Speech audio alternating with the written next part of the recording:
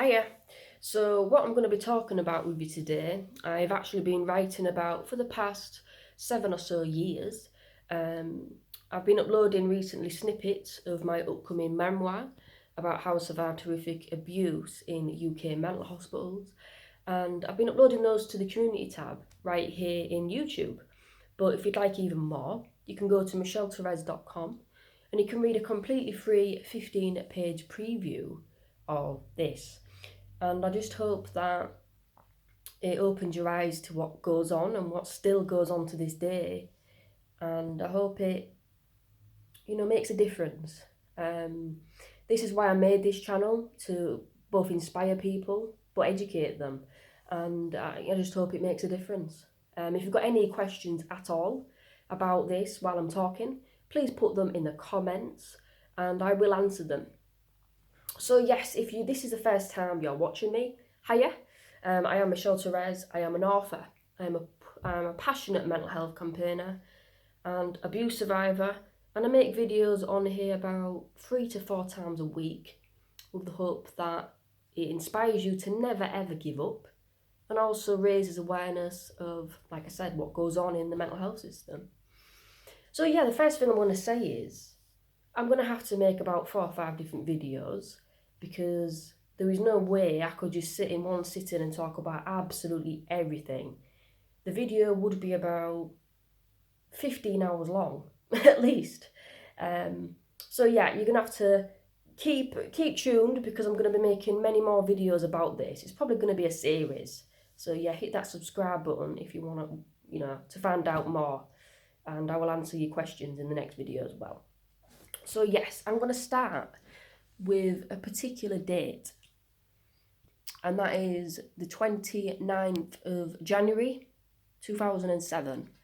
I was 12 years old and I was put in a mental hospital in Newcastle upon Tyne, Gosforth, and this place was called Roycroft Clinic.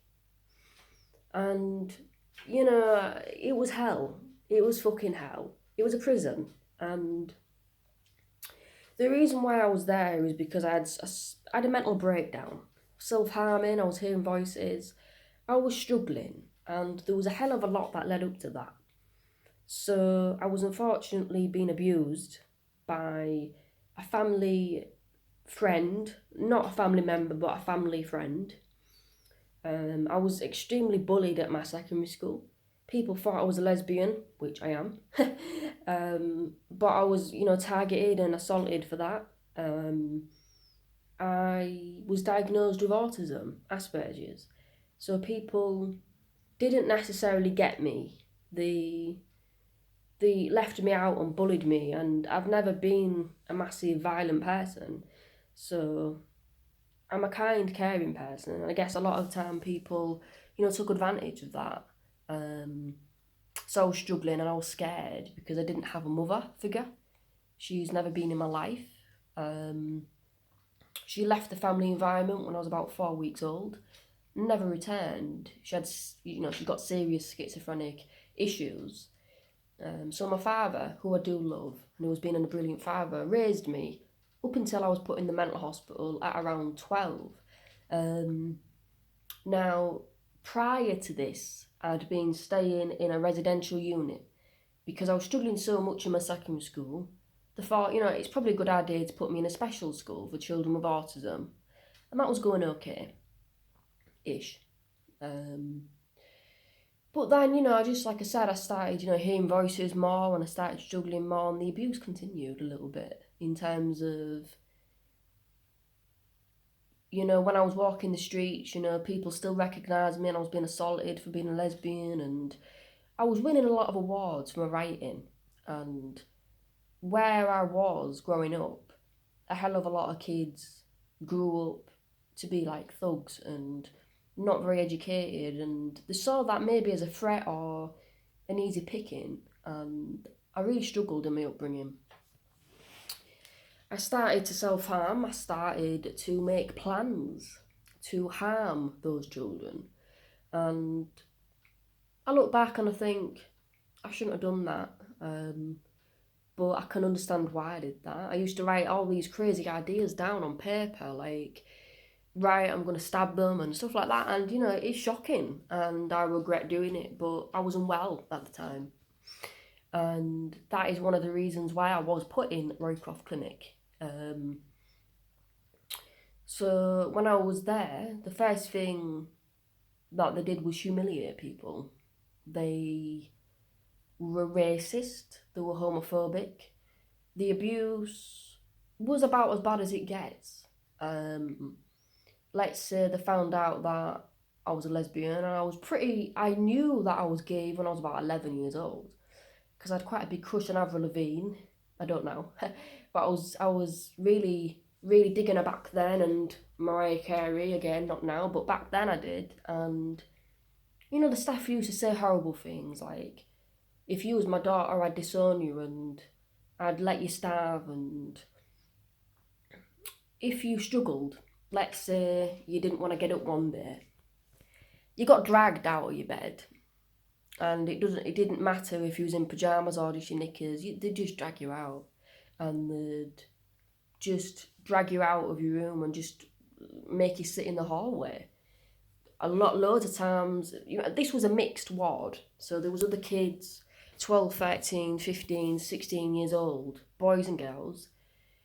And again, you know, it's not right to do that to a young woman. Um, that's I saw it a lot though. There was loads of like young boys and young girls just getting dragged out of the bed in the morning. You had to be up at a certain time. It was like a prison. But then again, I've been in prison. That's another video. You got more rights and so much better in prison than these places. You know, they used to. So you had to be up no matter what. Even on your first or second day in that place, they weren't lenient. They didn't say, right, this is the introduction, this is how it's going to be, and this is your treatment. There wasn't any of that. It was literally, you did wrong. This is a punishment place, basically. A lot of the staff from Roycroft Clinic got sacked for child abuse. There is, various articles you can read online about that. Put them in the description. You know, they used to, let's say you had to be out of your room by 8:30. I think it was 8:45, but yeah, 8:30 you had to be out of your room. So if you came out of your room at 10 minutes later than that, you lost everything. Like, you weren't allowed to watch TV, you weren't allowed to phone your family. There was a culture of abuse. Starving patients was a tactic. You know, if somebody said about writing a complaint, the tactic was that the staff used to basically deny that person food until they said that they wouldn't write a complaint. That didn't happen to me because I didn't used to say that I was going to write a complaint. I did it secretly. But there was a girl there that had an eating disorder, and the staff, there was a member of staff called Jimmy, and I don't mind saying this, who used to put like chips and like really heavy carbs like on his plate and sit next to this girl with an eating disorder and just say, do you want to watch me eat? And like deliberately antagonise her and upset her. And she used to be in tears a lot of the time, and he used to say, well, eat then, eat then. It was abusive, and sexual abuse went on a lot. And like I said, I don't mind talking about this on this channel because it's my catharsis, it's my medicine. It happened to me, and I found it therapeutic to write about it and talk about it to raise awareness. So like I said, this helps me. Yeah, it was mainly in the showers, but you got your own ensuite bathroom. So you got your own like bedroom, and there was like your own sink and toilet and shower in there. The showers were timed, so like you could only have about 5 presses, I think it was, and the presses were about maybe a minute or a minute and a half each. So maybe you could only have a like 8-minute shower, so it's not long. And the staff had keys to your room. So when certain male members of staff were on, they used to just open the door and watch you have a shower. And they used to come in and they used to ask for sexual favours, which I won't go into the details, but you can imagine. And if you refused, they used to deny you breakfast, or they used to say, you've done something you've not done. Such as, one time a member of staff asked me to do a certain thing, and I did refuse, and then they said that I'd assaulted him, and I lost everything. And that did not happen. But that goes on a lot. Leave, like I couldn't really leave the place. I was there for 5 years, and I've got so many reports that even say you should not have been there for that long. I'm so sorry that you shouldn't have been there. Like when I speak to my GP, because I have got PTSD and I have got mental issues because of this, they even say, I can't fathom why you were there for that long. But it wasn't just me. There was people that were actually murdered there. They were given the wrong medication, or they were starved and they died, or they were choked in a restraint, or there was an incident where a young boy drowned at sea because the staff weren't watching. That again is available. You can just type in Roycroft Clinic young boy drowned and it should come up. This place, it was torture. You couldn't really speak to your family members. Yeah, let's say you wanted to write a letter. You had to write it and then give it to a member of staff, and then they used to read it. And then they used to find out about your personal secrets. Like, I've got a little rabbit-shaped teddy called Raggins, and I still, I don't sleep with him anymore, but, I had him in my heart there, do you know what I mean? He was my comfort, and they used to, like, tease people for that. Like, they used to say, like, oh, toe the line, or we'll chuck him in the bin, or they used to even sometimes rip their letters up. And again, how are you going to complain about that? Because there isn't any proof, They used to just take the letters and then bin them in the office. I've even said it, like, I said, oh, well, my dad didn't get that letter. And, like, certain members of staff used to smirk and say, oh, I bet you didn't. It's always sly. There was, homophobia and racism.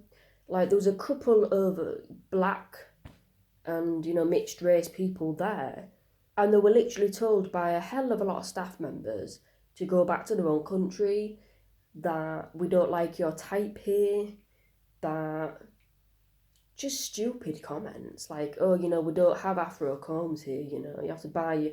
Just stupid, horrible comments. And again, if you spoke out about that, like, you got punished.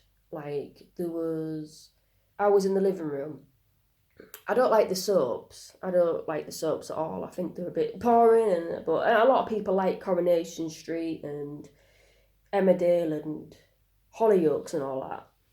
And there was two women kissing on the TV. I remembered that. And there was a member of staff called Ali. And I don't mind naming these names because I think it's quite important, because I'm not going to give the full names, and these names that I'm giving you might not be real anyway. But I'm going to call this person Ali. And she looked at me because these two women were kissing on the screen, and she looked at me and said, "Oh, we better turn this off because there's dykes in there." I was only about 14, and I looked and I said, "Well, why? Are gay people not equal?" And she goes, "Fuck no." And that's a mental health nurse, a mental health nurse. And now, people that reach out to me on social media, this is just a little sample of what I had to endure for like 5 or 6 years. These places aren't treatment centres, they're the prisons. They really are prisons. It's given me complex PTSD being there. I think the punishment outfit the crime, because, like I said, I never killed anybody, I never hurt anybody, yet I was trapped in a secure unit for so many years. And like I said, I've got reports and medical records that even said institutionalised for being locked up for no reason, really. The rationale for me being locked up in that particular place until I was 17 was literally because there wasn't anywhere else for me to go. Bullshit. However, I have a very close friend who has got mental issues, who was in a secure hospital in Yorkshire. I won't say any more than that. She's been there for 4 years, and she goes out on her own and she does all that. She's not ill, and even the doctor who I've spoken to has said the only reason why she's here is because there isn't any other places available. So there is a problem with accommodation. But yeah, the whole place was rigged. There was a few nice staff. I'm not going to say every single person was abusive there because they weren't. But I'd say 7 out of 10 were. It's vivid. I remember it so vividly. I still get recurring nightmares 3 or 4 times a week about this place. And I'm sure that once I've written and finished the memoir, I'll be able to move on with my life a little bit more and maybe focus on something slightly different. But it is my medicine to talk about it. Because I do worry about other people that go in these places, and it upsets me when we get comments, oh yeah, you should be in a mental hospital because they're great places. Like, no, they're not. They're not. It wasn't just one mental hospital I've been in. I've been in so different, loads of them, because when I was released from that particular unit, I was then put in like different types of places because their rationale was, oh, well, you've been here for so long, you'll be institutionalised, so you can't live on your own now.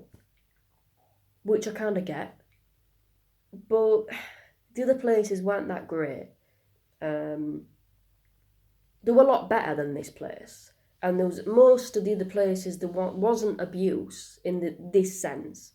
But there was still crazy homophobia and racism and snide stuff, which I'm going to talk about all the other units, like I said, in upcoming videos.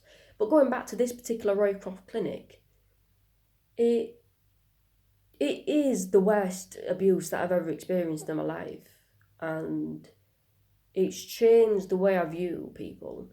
I don't trust professionals. I try to. I don't judge everybody the same, but I'm always wary because I've seen what power can do to people. I've seen seemingly nice people turn into demons. There was like a 22-year-old staff nurse, and I thought she was quite attractive actually. She was quite nice. She used to talk to me about music, and at the time I was always into my Korn and my Slipknot and Payable on Death and Nirvana and all that kind of music. I'm more hip-hop now, R&B, We used to get on really well, but she changed. Like, when she qualified as a nurse, she just started to be fucking horrible. She used to, she snapped, my favourite CD in front of me for no reason. And this was Linkin Park, A Thousand Suns, good album. I saw them live. And there wasn't a reason for her to do that, but she did. When it was my favourite meal, which was, excuse me, if I remember rightly, the food wasn't that great there. It was quite shit, but there was some nice meals there. It was cooked, I think, on site. I can't remember the details. I think it was cooked by a chef. Might have been. But it was ham and mushroom pasta with garlic bread. I liked that. That was one of the decent meals that they did. And when this member of staff was on, she didn't used to let me eat it because she knew that I liked it. So a lot of it, like I said, is psychological warfare. You can't prove it, but it goes on. Another example is when my dad used to visit. Now, my dad has got his own mental health issues. He's an ex-army veteran. He's had suicide attempts himself, and he struggles. And my heart goes out to him for sticking by me and visiting me every week, which he did while I was in there. Because my dad is from Hull, where I'm originally from, unfortunately. They made it very difficult for him deliberately. They tormented him. They said stuff like, "Oh, you stink," and "Oh, you're not a very good dresser," and my dad just dresses in simple clothes. Like he's not one for getting all suited up and stuff. Like he just wears casual jeans and a white t-shirt. They used to say, "Oh, you look like a tramp," and why should we allow you to visit and stuff? Now, just had to plug my bloody phone in, nearly died. I was like, I'm not re-recording this. Imagine that though, for 5 years. And that is literally me being about as lenient as I can with the details, because it probably wouldn't be allowed on here if I was talking really graphic. There was blatant abuse in the living room. There was blatant abuse in the kitchen. At night, there was screaming from people being beaten up. There was, like I said, in the morning, children were dragged out of bed. They had the duvets just ripped off them. And if they said, no, I'm depressed, I don't want to get up, a lot of the staff used to literally just frog march them out and just make them sit in the knickers in the hallway. And they weren't allowed breakfast. They were allowed one hot drink, and that's that. So whatever that wasn't human. I don't refer to it as humanity. I refer to that as pure evil. Yeah, the evil of humanity. I'm not a religious person. I don't believe in Christianity. I don't believe in any religion. Because when people say, oh, demon or God or, devil and ghost and all that, it doesn't scare me. Like, when I watch all these films like Insidious and Sinister, it doesn't scare me, because what a made up, well, not made up, but what a so-called supernatural creature can do, a human can do. What I endured in these so-called hospitals gave me severe PTSD, and it's something that needs to be talked about. If you've had a similar experience, I have made a group on Facebook, appropriately named Fighting for Better Mental Health Services in the UK. I've put the link in the description. If you'd like to join, please put a request in. I vet every single person that goes in there, to stop abuse and to also stop robots and stuff and spam. So it is a very safe group. People have different opinions, which is cool, but there isn't any nastiness in that group. And that I hope that group is supportive, because I'm trying my best I can to make a difference, I'm also a motivational coach. I'm training to be a full-time counsellor as well. So yeah, I'm going to go back to this. Exercise. At Roycroft, you weren't really allowed to exercise. So if you imagine every single one of your needs being taken away, everything was monitored. Like, you allowed 1 chocolate bar, 2 bags of crisps a day. You're not allowed any more than that. And the staff used to check. The staff used to lock all your snacks up into like this big wooden chest with your name on. And they used to say, right, your allowance. And you used to tick it off on like a sheet. You weren't allowed to watch any 18 DVDs. You weren't allowed to listen to rap music. I guess that's maybe why I love rap music these days. You weren't allowed to listen to any political music, anything that talked about fighting the system, like Public Enemy wasn't allowed, Rise Against the Machine wasn't allowed, Eminem was banned. Anything that talked about racism was banned, anything that talked about, even boobs or anything, like, that showed anything, like, graphic wasn't allowed. Which I get for a child, but, you shouldn't ban people having an opinion. The newspapers were censored. You didn't just pick up a newspaper and read it. If it had a care abuse scandal or murder, it was removed. If a woman was semi-naked, it was removed. But they allowed semi-naked men.